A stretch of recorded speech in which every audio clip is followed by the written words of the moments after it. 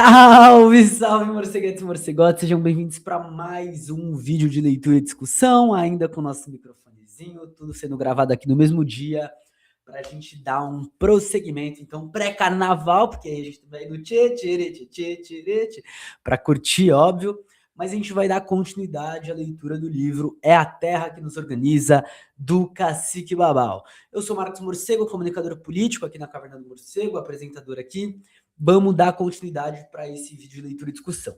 Então, vocês já estão vendo, a gente está no quarto bagulho que foi postado essa semana, né? Porque a gente teve episódio no podcast com o Samuel Vicente falando sobre classificação racial, movimentos negros e movimento pardista. A gente teve Flávia Sayane, camarada parceira, colando na Caverna do Morcego para falar sobre poesia e abolicionismo. A gente teve o primeiro episódio de leitura e discussão da semana, que saiu na quarta-feira. E hoje, nesta quinta-feira, para fazer aquele aquecimento pro tchê, a gente vai finalizar uma das partes do livro. Então vai ser o penúltimo vídeo. O último vídeo, se tudo der certo, sai amanhã na sexta-feira. Vamos estar tentando se esforçar para isso. Mas hoje, então, a gente vai seguir isso. Então, se liga, tem coisa do podcast para você ver, tem coisa da nossa playlist de lei de drogas, encarceramento em massa e violência policial para você ver, e a gente tem aqui os nossos vídeos de leitura e discussão, tá bom? Então, sejam muito bem-vindos, obrigado, não esquece de curtir, comentar, compartilhar, apoiar a gente, seja financeiramente, seja seguindo nas redes sociais, seja, né, então tem o Pix, tem o apoio, seja comprando o seu livro na Autonomia Literária com o cupom hashtag Morcego na Autonomia, indo na Clio Operária, vendo nossos artigos, nossos textos e da galera lá. E, óbvio, também tem nosso livro, pela editora Terra Sem Amos, Por uma Implosão da Sociologia. Beleza? Então, agradecer aqui muito todo mundo que contribui para a gente estar criando essa atmosfera, para a gente estar continuando e estar mais um ano aqui, né, efetivamente, nosso sexto ano de trabalho com redes sociais e de trabalho mais específico com livros, né, que é o foco aqui da Caverna. Queria lembrar que o livro da vez, que é a Terra que nos Organiza, ele é um livro que ele só está disponível em PDF, porque ele não é um livro para ser vendido, tá?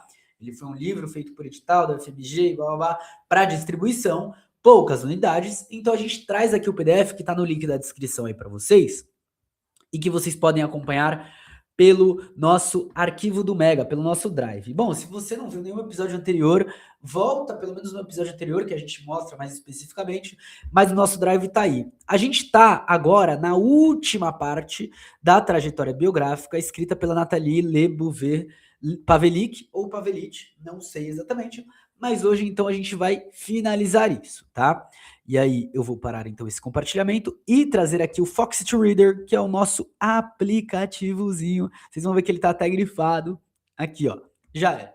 Eu vou direto pro livro, porque aqui a gente tá no meio do debate, no meio da coisa. Eu, inclusive, parei no final de 2 pontos para trazer um pouco de discussão. Dentro dessa parte da Nathalie, a gente começou falando sobre educação.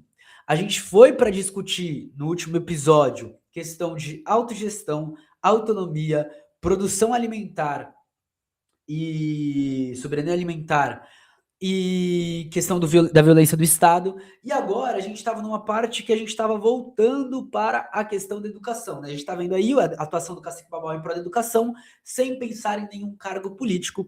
E é, então, desta parte, deste trechinho que a gente segue aqui. 2 pontos e vamos com o Cacique Babau. Ou com o Cacique Babau, não, com o cara que estava falando do Cacique Babau. Eu fiquei maravilhado quando vi que ele quer ajudar não só a parte indígena, mas outras pessoas ao redor dele, as pessoas que precisam. Ele está ajudando. E quem era para estar fazendo isso eram nossas autoridades que estão no poder. Era o prefeito da cidade se preocupando com a educação, os vereadores. O representante do MST, então esse cara é representante do MST, ressalta ainda que, se não fosse pela insistência do Cacique Babau, não haveria nenhum melhoramento nas estradas e do transporte escolar na região nesses últimos anos. Ele comentou ainda que, antes mesmo de conhecer o Cacique Babau pessoalmente, o defendia das pessoas que diziam, esses índios são todos ladrões. Ao contrário, ele disse, eu vejo que é um camarada que luta. Entende que os indígenas não estão tomando terra de ninguém, mas estão apenas lutando pelos seus direitos, e quando as pessoas não conhecem a luta, discriminam. Segundo o... Opa, perdão, apertei o botão errado. Calma lá. Eu gosto que o segundo vídeo eu sempre tô um pouquinho mais acelerado, tá? Peço perdão já por isso, mas é porque a gente tá aqui já no clima de leitura. Aqui, vamos lá, cancela aqui, isso, e salvar. Quero salvar. Salvou.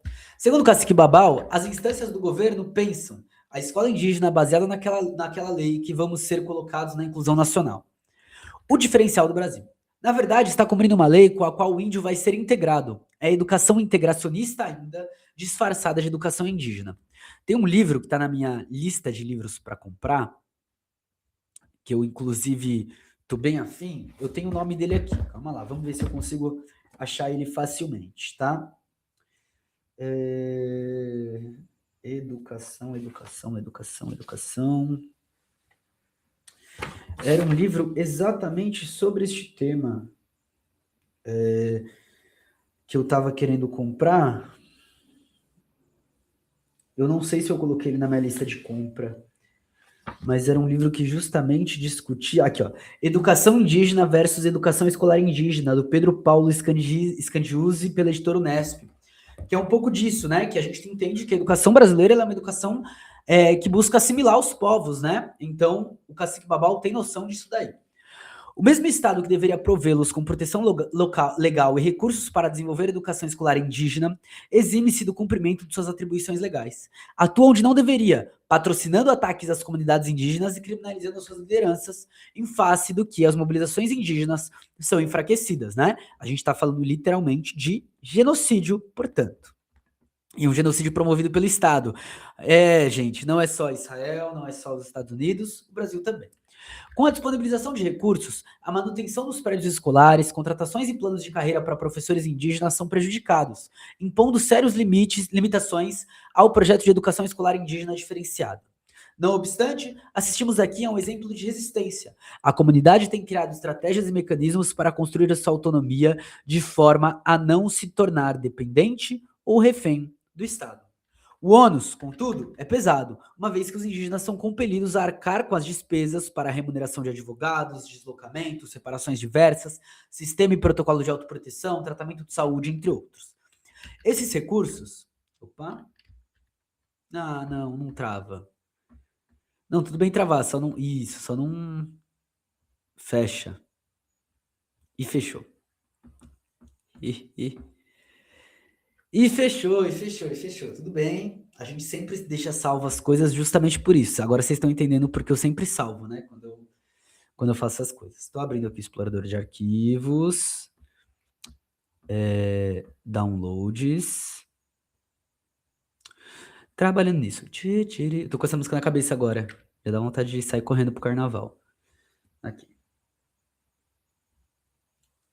Está reabrindo. O bom é que não foi o PC que travou, foi só o aplicativo realmente que fechou. O que eu já avisei até em outros episódios. Isso acontece às vezes mesmo nesse aplicativo e eu não sei porquê. Conferindo aqui só se tá tudo salvo. Beleza. Dá um pouquinho mais de zoom. E voltar o compartilhamento. Vamos lá. Isso daí é pra eu dar uma desacelerada, né? Já entendi. Beleza. Cadê o computador? Oxi.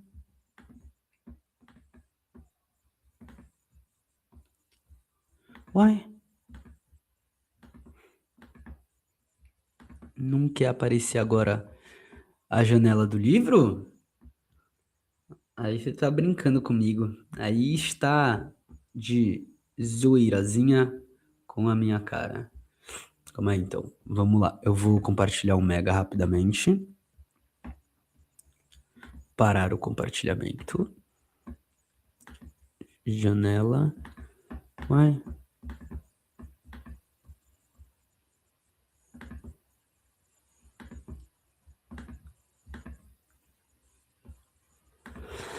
Ai. Vou ter que compartilhar a tela inteira. Compartilhar a tela inteira fica ruimzão, né? Que aí eu não vou poder voltar aqui, mas vai ter que ser. Compartilhar a tela inteira. Só deixa eu confirmar aqui. Beleza. Agora eu vou entrar aqui só para confirmar que tá tudo certinho, né? Que é importante isso. Vamos ver aqui.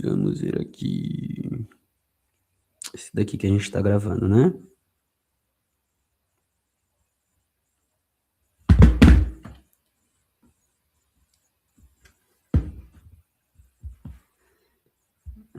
Permitir. Tá tudo fechado.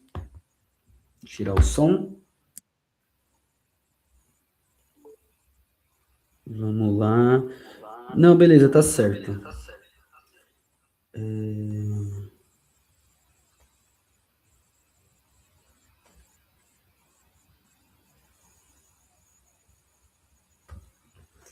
Então é isso, a gente vai seguir assim. O ônus, contudo, é pesado. Beleza, a gente leu isso daqui. Projetos da própria comunidade. Então, cabe ressaltar que, graças ao empenho do Cacique Babau, implantou-se um curso técnico de agricultura em 2010 e outro de agroecologia em 2011, no CITSP. Desde 2018, apenas permaneceu o curso de agroecologia. Os estudantes podem, então, formar-se na comunidade e ir diretamente para a universidade. O Cacique tem ressaltado que a comunidade precisa muito da escola para competir com o mundo lá fora. Ah, entendi o que está acontecendo, ele ainda não foi, o aplicativo. Agora ele está indo. Vamos tentar de novo? Que ia ser bem legal se fosse. Tipo, bem legal mesmo. Aí! Mete marcha, agora sim. Salvar. Então, o Cacique tem ressaltado que a comunidade precisa muito da escola para competir com o mundo lá fora, para enfrentar o mundo lá fora. Para ele, igualmente, as novas tecnologias não devem ser excluídas da educação escolar indígena. Ao contrário, são fundamentais para tratar de igual para igual com o outro lá fora. Interessantíssimo. Além de uma formação cujo objetivo é não trabalhar fora para os outros, ela também se mostra importante para não deixar que os não indígenas preencham empregos dentro da própria comunidade. Desse modo, não se dependeria de terceiros para atividades que requerem profissionais, como advogados, médicos, engenheiros, agrônomos, entre outros, além de professores. O esforço para estudar e se formar deve ser feito para poder contribuir para a própria comunidade. Nesse sentido, o Cacique Babau deixou claro que não será permitido que terceiros tenham mais força para ganhar empregos dentro de nossa casa do que nós mesmos. A educação escolar indígena, ou melhor dito, o projeto desenvolvido no âmbito dessa educação, é, então, uma importante ferramenta para que a comunidade obtenha autonomia. Marcar aqui. Segundo os anciões tupinambás e o Cacique Babau, os estudantes devem sair do colégio dominando a lógica do branco, sem perder de vista a própria cultura. Acessar a educação superior, ocupar esse espaço e diplomar-se em áreas de conhecimento úteis para a luta e desenvolvimento dos projetos da comunidade. Saúde, direito, administração, comunicação, línguas, entre outros. É aquilo que a gente fala, né? De que a gente entra na universidade para roubar as ferramentas necessárias. Gosto muito de quando a Sueli Carneiro manda esse papo no mano a mano. Aí, Mano Brown, chama nós. Aí, Sueli Carneiro, é uma satisfação, tá? É nóis. A comunidade como um todo participa diretamente da elaboração e reelaboração dos objetivos do colégio. Cabe aos funcionários sistematizar e aplicar as orientações. Em 2018, as expectativas dos anciões e do cacique sobre o papel do colégio da comunidade apontavam para a importância de aprofundar mais ainda o trabalho de transmissão de saberes tradicionais dentro da escola, reforçar o uso da pedagogia nativa, valorizando a oralidade. Em várias ocasiões, o Cacique Babau cobrou do governo do estado a criação da matéria História Oral Tupinambá, que seria ministrada pelos anciões e complementaria de História, a qual, além de trabalhar com conteúdos do Currículo Nacional Comum, deveria dividir a carga horária para tratar conteúdos vinculados à história do povo tupinambá e de outros povos indígenas, representando uma visão curricular contracolonial. Marcar aqui que isso daqui está em debate recentemente, né? A solicitação, entretanto, não foi... Opa, não é isso que eu quero. Não foi contemplada. Para tal, um dos deveres como indígenas, conforme as orientações dos anciões do Cacique Babau, é reescrever a própria história. Vou marcar aqui. E aí, então, 2 pontos. Nós somos massacrados, somos exterminados quando não assumimos quem somos. É preciso trabalhar isso claramente no colégio, porque o outro só tira de nós quando nós negamos. Temos vergonha de quem somos. Muito fanoniano, né? Somos nós que conhecemos a história, nós que sabemos. Só existe na história quem conta a sua própria história, porque o outro, quando conta a história do outro, apaga o outro, diminui o outro na história. Tupinambá voltou para resgatar isso, deixar tudo no seu lugar, voltar na origem como direito. Complementando o esforço de reconstrução da história inserindo o direito na educação, o Cacique Babau pediu aos professores atenção especial para o ensino dos direitos indígenas. O judiciário brasileiro reconheceu que houve um genocídio indígena no tempo da ditadura. Tarde, mas reconheceu. Nós somos índios, nós temos que trazer isso para a sala de aula. Ainda segundo os anciões e o cacique Babau, o CITSP deve também servir para desenvolver financeiramente a organização da comunidade, mais particularmente no que diz respeito à agricultura. Além do curso técnico em agroecologia, matérias como matemática, mediante a etnomatemática adaptada à pedagogia nativa, podem ser aproveitadas para pensar a questão dos investimentos feitos nas roças, por exemplo. Nessa matemática, os anciões tomaram o exemplo dos batalhões, que é o trabalho coletivo na roça, para ressaltar a importância da partilha e do bem viver. Preconiza-se uma escola atrativa e não uma escola para torturar o ser humano, no sentido de um competir com o outro. Pois, na competição, todos perdem, disse o cacique Babau. Durante o encontro Luta pela Terra e Educação na Terra Indígena Tupinambá de Olivense, em 2016, o cacique Babau explicou que não somos nós que nos organizamos, é a terra, os espíritos, os encantados que nos organizam. Nessa ocasião, acrescentou ainda que os que se foram vão nos ajudar a conduzir a luta e o nosso povo. Vão ajudar a descobrir medicamentos novos, vão ensinar a descobrir pinturas novas, vão descobrir a função da terra, pois tem muita gente que diz que vai plantar na terra, que vai organizar a terra. É a terra que nos organiza. Somos Tupinambá, somos organizados pela nossa própria mãe, que é a terra. Não somos nós que organizamos a mãe. Tem algum filho que ensina a mãe ou é a mãe que ensina o filho? Então a nossa terra é quem nos ensina e nos direciona e nós tomamos posição diante dela, diante do que ela clama e vamos aceitar. Nós somos regidos por uma cultura religiosa que nos governa e nos guia dia a dia, hora a hora. Legal. E isso foi dito na comunicação oral no encontro Luta pela Terra e Educação na Terra Indígena Tupinambá de Olivense em 2016. A reivindicação dos direitos, notadamente o direito à terra, constitui o vetor organizador da educação dentro e fora do colégio, sob o princípio de que os jovens devem ser preparados para se tornarem aptos a desenvolver os projetos da comunidade e, consequentemente, avançar no projeto de construção da aldeia, na busca crescente de autonomia. Esse modelo escolar está contribuindo para formar crianças, jovens e adultos sob novas bases, na contramão do que preconizam a lógica governamental e a lógica do mercado.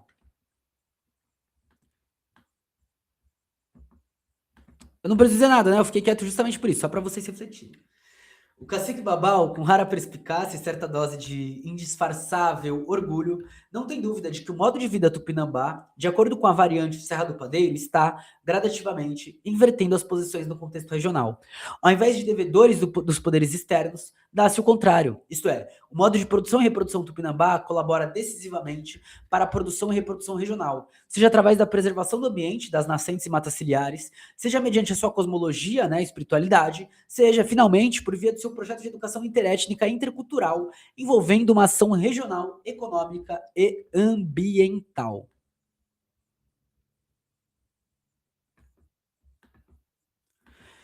De fato, as evidências reunidas apontam para uma experiência intercultural que se pode representar um modelo a ser seguido, exportado, segundo o cacique Babau, além dos limites da comunidade indígena. E é isso, né? Quando eu falo, né, sobre essa questão de periferia, favela, que é muito do que a gente vai trabalhar aqui na Caverna esse ano, é um pouco justamente de a gente estar voltando para essa galera, a gente está olhando para isso, para aprender o que a gente vai pegar e olhar e falar, vamos aplicar essa porra aqui. Que é isso, esse daqui é o caminho, a galera tá apontando os caminhos certos.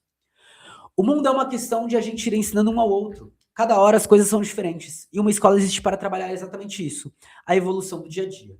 Nesse sentido, uma parcela significativa do contexto regional adentra o contexto indígena, invertendo a tendência dominante de um mundo indígena a projetar-se para fora em uma situação quase invariavelmente subalterna. No último encontro online de 9 de junho de 2020, Modos de Cuidar e Saberes do Território, e aí está disponível no YouTube para quem quiser ver, mediado por Tássio Ferreira, professor da UFSB, né, que é a Universidade Federal do Sul da Bahia, e Taata Dia Inquisidor Unzó Ia Kizimbiria Masa Nzambi, no âmbito da Marcha pela Vida, o cacique Babau ressaltou o quê? Os dominadores ensinaram a nos odiar a nós mesmos e amá-los. O que é péssimo achar que nós só vamos ter comida, só vamos ter saúde se servirmos a ele. Que nós somos incapazes de nos alimentar, de nos proteger, de nos garantir soberanamente. E é o que o trabalho assalariado faz com a gente, né? Isso é muito triste quando coloca na mente da maioria que uma minoria branca é onde está a sua existência, que você é incapaz de se sustentar, você é incapaz de ter conhecimentos. E isso foi implantado. Eu me sinto lendo Fanon, é muito foda. Mas nós, Tupinambá da Serra do Padeiro, fomos ensinados pelos nossos encantados a viver o presente, o passado e o futuro, enxergando ambos no mesmo ângulo de visão. E, com isso, sem perder o dia a dia e mostrando que não é no outro que está a minha existência. mas minha existência está soberanamente capaz de cuidar da minha casa e cuidar do outro que vem até a minha casa. Para tal, o cacique Babau comentou, nessa mesma ocasião, que seu avô, João Dunô, pediu a seus familiares antes de falecer para nunca se envolverem com religiões que contrariavam nossos ancestrais, porque íamos deixar de saber sobre o presente, o passado e o futuro. Porque as pessoas acham que estão no presente, estão enxergando, e não é verdade. No presente, você pode ver o que o outro quer que você veja. O outro pode cegar a realidade do presente, a qual você vai enxergar seu presente só no futuro, quando visualizar o passado. Para quem acompanhou a nossa série sobre que a gente está falando sobre Mariátegui, a gente traz um pouco de Silvia Kusikanki, sabe que a gente tenta articular isso a partir deles, né? Tem que tomar cuidado com invisibilizar o presente, mostrando uma fome, mostrar uma pandemia, mostrar alguma coisa para esconder o que o governo está construindo contra nós e que alguém aproveite este momento para dizer: olha, você precisa de um Deus novo. Não abrimos mãos dos nossos encantados, que são aqueles que conhecem o passado, o presente e o futuro, que nos orientam no dia a dia, que vão nos manter de pé. Foda, tá? Foda. Tem uma discussão sobre isso dentro do panafricanismo no final do século XIX, começo do século XX, né? Eu tô lendo o livro do Hakim Adi sobre isso, e ele traz várias referências sobre essa discussão no continente africano. Bem interessante ver essa discussão aqui, a partir dos Tupinambá, a partir de Cacique Babau e João Dunô. Os Tupinambá costumam dizer que são 80% espírito e 20% matéria. As crianças são educadas para entenderem o mundo espiritual e o mundo material, no intuito de viver em harmonia na Terra, sabendo que o mais importante é a alma e não o corpo. O cacique Babau explicou, no já referido encontro Luta pela Terra e Educação da Terra Indígena Tupinambá de Olivença, que isso explica a sobrevivência dos Tupinambá ao longo dos séculos. Nós somos os Tupinambá mais antigos que existem na face da Terra. Nós conseguimos sobreviver em qualquer situação e conseguimos ser qualquer coisa. Nós só não deixamos de ser Tupinambá. Os encantados são entidades invisíveis que vivem em outras esferas ou aldeias paralelas. Encantado é um encante, algo que você não pode explicar. Avisa o cacique Babau a sua sobrinha Jéssica. Isso daí tá na apresentação do livro do Binger, tá? No tópico Quem são os encantados. Sobrinha Jéssica. Na aldeia Serra do Padeiro, a formação rochosa de mesmo nome é considerada como sendo a morada dos encantados. Segundo os Tupinambá da Serra do Padeiro, os encantados estariam presentes em outras culturas, geralmente com outros nomes. Os Tupinambá entendem que são filhos do caboclo Tupinambá e se organizam religiosamente em clãs. Conforme a explicação do cacique Babau, nós somos um clã, mas não é um clã de cada família, família A, família B, família C. Nós somos um povo de clãs espirituais. Nós, Tupinambá da Serra do Padeiro, somos o clã principal. Nós somos o clã de Tupinambá. Beri, Gentil, esses comandam os clãs. E são todos de guerra e cada um tem um domínio. Um é sobre a onça, como símbolo mais forte, outro sobre a serpente, sobre a cobra, outro sobre o domínio da mata, outro sobre o domínio das águas, outro sobre o domínio do vento. Cada um lidera uma força, um poder, uma determinação. Novamente, comunicação oral à autora. Enquanto seres de luzes, os encantados, mesmo tendo suas moradias, podem transitar no tempo e nos espaços, assegurando, assim, de certa forma, a memória social do grupo. Eles podem explicar algo passado, ensinar alguma prática que esteja em desuso, algum remédio, indicar um espaço onde eram realizados rituais, ou seja, um leque infinito de saberes tradicionais. Ademais, transitando pelos diferentes espaços, podem prever acontecimentos futuros e avisar os Tupinambá de qualquer perigo prestes a acontecer. A atuação do cacique Babau é reconhecida internamente ao povo Tupinambá, mas também fora, em âmbito regional, nacional e internacional. A importância do seu engajamento é também ressaltada pelas crianças Tupinambá.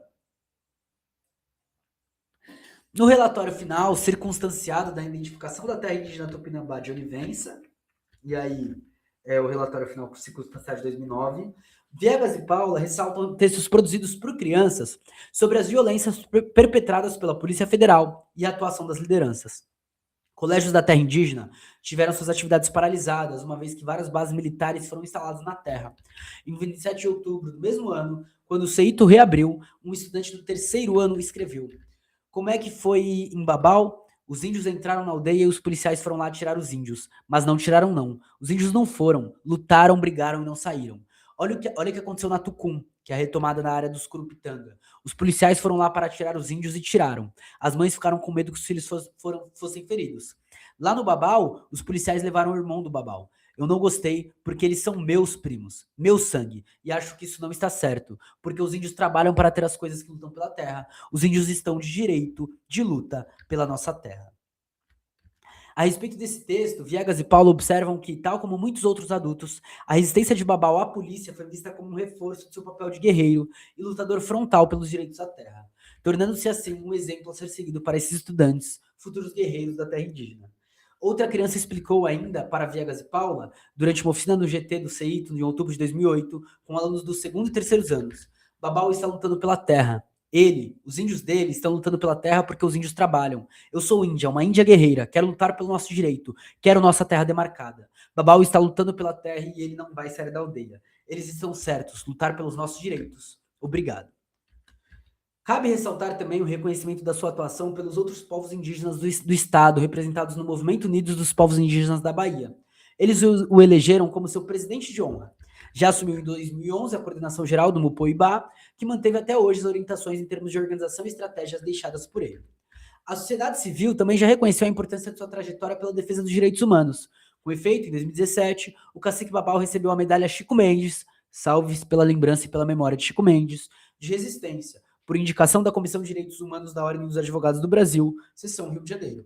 Indivíduos e grupos contrários à demarcação questionaram a premiação e pressionaram pela demissão dos coordenadores da Comissão de Direitos Humanos da OAB Rio de Janeiro. Em 2018, o cacique Babau é homenageado com a Comenda 2 de Julho, concedida pela Assembleia Legislativa da Bahia. Indivíduos e grupos contrários à demarcação da terra indígena tentaram também impedir a entrega. Em 2019, a UNEB, Universidade do Estado da Bahia, concedeu ao cacique Babau o título de doutor honoris causa, mas a cerimônia de entrega do diploma teve que ser adiada 2 vezes. A atuação do cacique Babau em prol dos direitos indígenas, dos direitos humanos e dos direitos na natureza é reconhecida pelos povos indígenas, por outros povos e comunidades tradicionais, bem como pelos não indígenas oriundos de instituições e organizações de vários âmbitos.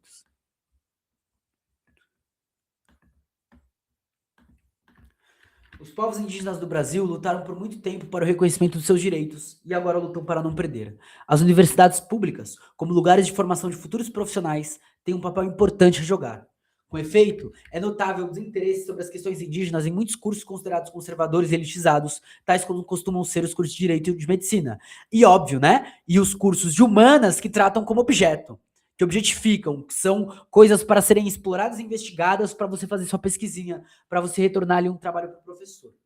O preconceito é ainda forte por serem cursos acessados durante muito tempo apenas por parte das pessoas contrárias aos processos demarcatórios de terras indígenas, como filhos de fazendeiros ou de elites que não querem perder seus privilégios. Foram também os cursos mais conservadores que se mostraram desfavoráveis às cotas, mas aí você olha, por exemplo, em sociais, a gente tem um nível de fraude de cotas enorme, né? Muitos estudantes indígenas ou oriundos de outros setores sociais discriminados nem tentam ingressar em um desses cursos ou acabam desistindo rapidamente devido à pressão do preconceito e pelo fato de não se sentirem contemplados pelo curso. Os estudantes indígenas que conseguem se manter e finalizar o curso de Direito quase nunca têm a ocasião de abordar a questão de direitos indígenas durante os 5 anos do curso. Como formar profissionais aptos a defender os direitos indígenas nessas condições? No Brasil, existem povos indígenas em todos os estados, ocupando cerca de 13% do território nacional. Várias dessas áreas estão sendo usurpadas por não indígenas e esses povos vêm enfrentando conflitos territoriais. A morosidade dos processos demarcatórios que, no caso do Pinambá, suscitou ações por parte do Ministério Público Federal responsabilizando o Estado genocida brasileiro, é fator de acirramento do conflito. Devido ao atual cenário político no Brasil, com a eleição de um governo de extrema-direita e agora um de esquerda que está cagando e andando, embora faça uma coisinha aqui ou ali para sair bonito na foto, as violências e violações de direitos contra os povos indígenas do Brasil intensificaram-se rapidamente, apoiadas pelo discurso de ódio de Bolsonaro e por medidas de retrocesso.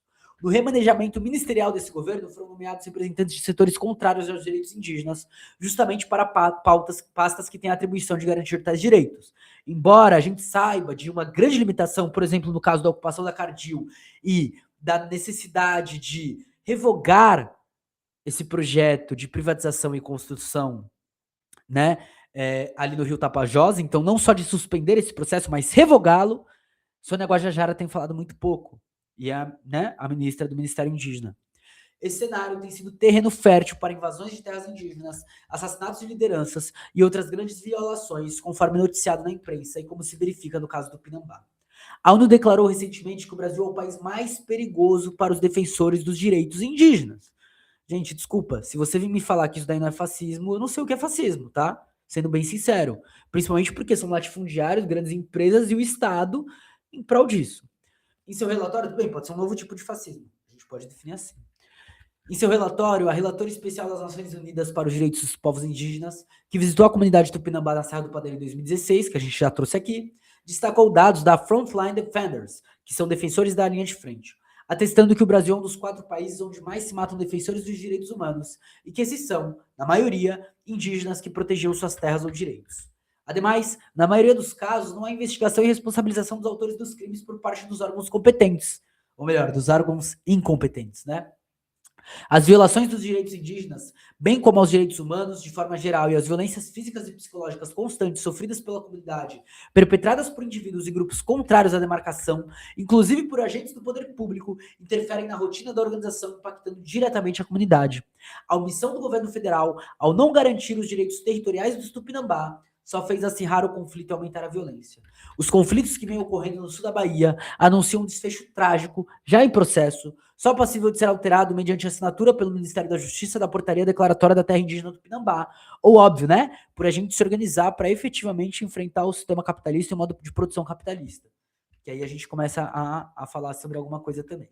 O Cacique Babau, objetivando a conquista definitiva do território, o combate à criminalização e descriminalização da sua comunidade, assim como o fortalecimento permanente da cultura e da luta indígena pelos seus direitos, vem continuamente construindo articulações com entidades, movimentos e redes ligadas às lutas pela terra, saúde, educação e cultura.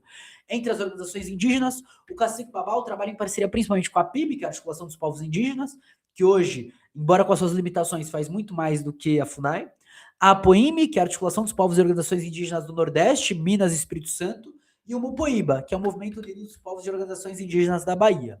Ele se articula também com os parceiros não indígenas, tais como o CIMI, que é o Conselho Indigenista Missionário, a ANAI, a Associação Nacional de Ação Indigenista, e a ATR, que é a Associação de Advogados de Trabalhadores Rurais, entre outros, como, por exemplo, o MST, né?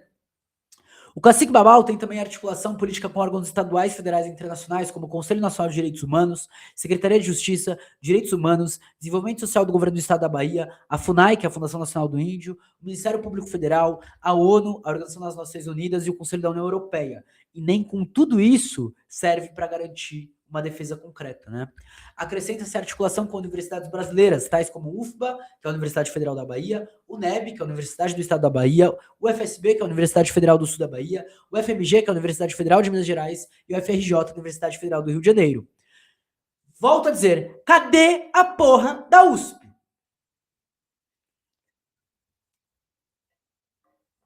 E cadê uma que eu gosto, que é a Unicamp?